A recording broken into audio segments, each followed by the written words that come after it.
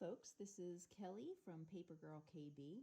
This is a card that I recently made and I wanted to show you a quick technique video. My card kits come like this. The envelope, the card base, all of the pieces are included, and if there's any cutting or sizing that is required, that is already done for you. We're going to start by adding the blue mat. I'm going to move over onto here for gluing. So I am using my brand new Bearly Art Precision Craft Glue. I just got this in the mail today, first time I'm trying it, because I was searching for a new liquid glue. I wasn't happy with the liquid glue that I have recently been using. So this is my first try sharing it with you, and we'll see how it goes.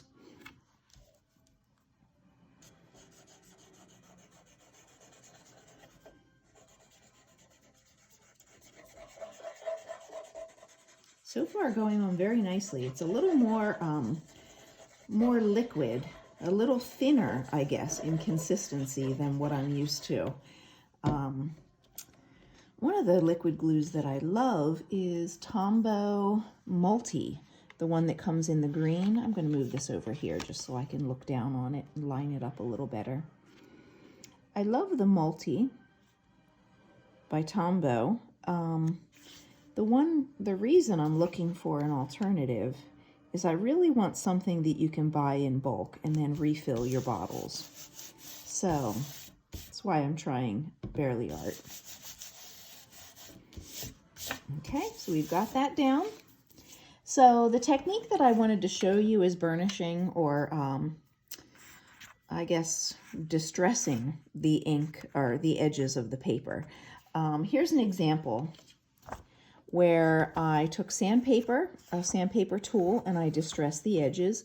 And I think the rougher you go with this, the better. You can certainly choose not to, but I kind of like how it works with the nature theme of these birds. So for distressing, I have a neat little sanding tool, but if you don't have this, you certainly don't need it. You could use any sanding sponge, and I just go kind of rough with it. Sanding the edges. I want wrinkles, I want little tears, I want the white paper core to show through.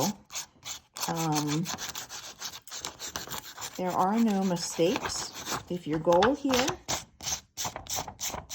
is to distress the edges, you want it to look pretty distressed. So go to town with it. The rougher the better. If you get little tears, I think that's all the better. So sometimes I'll go in on an angle to purposely give myself some tears in there. Also, consistency is not my goal here. So I kind of want some areas heavily distressed, some areas lighter. And I'm just going to go on all four sides. Ooh, that direction worked well. And keep that up. So I think I got this tool many years ago at a CK convention. Stuck it in the back corner of my craft room and forgot about it. And then when my sample of this card was sitting on my craft table staring at me, my original sample, my original design, I didn't distress the edges. All I did was tear through the diagonal. And I kind of wished that I had. So I took a little extra piece of this bird paper that I had, started hacking at it with sandpaper, and kind of liked it. So I think damaging the paper is improving.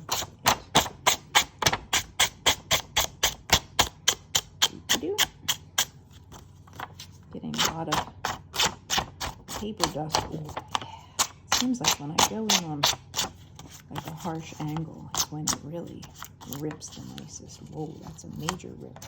All right, I can handle that. All right, I like that.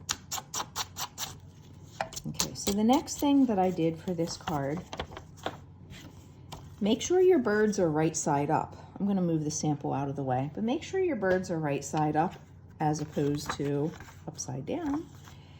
And in my sample, I have torn from corner to corner. Now, when I did the tear, I really wanted the white core to show.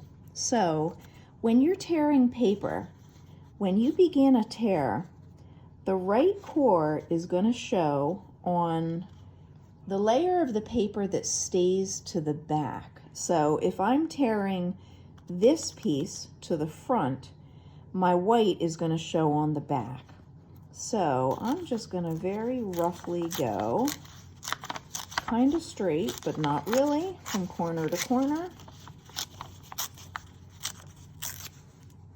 All right, how's that look? I would like to clean it up a little. Just as long as you're remembering, if you want that white core to show, to keep that in the back when you're tearing. So here's the paper that was held in the back. Here's the paper that was held in the front, and you can see that the white core is not showing on this side. I really want it to show on both sides. So I'm going to do a second tear here, making sure with this tear that this piece stays in the back. So I'm tearing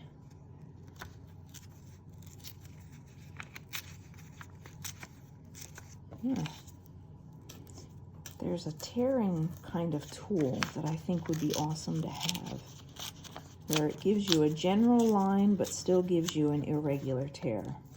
Haven't been able to find one of them, but I think one of those would be really cool. Or you just go with what you've got. So I like that. Let me take my card base out and let's start planning this out. I'm going to put this a little off to the side so you can see the original.